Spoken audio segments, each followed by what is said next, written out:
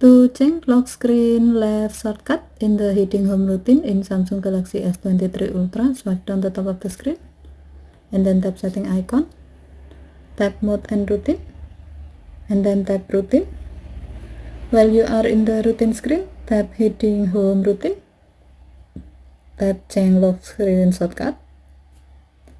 Next, tap left shortcut and then select the desired app.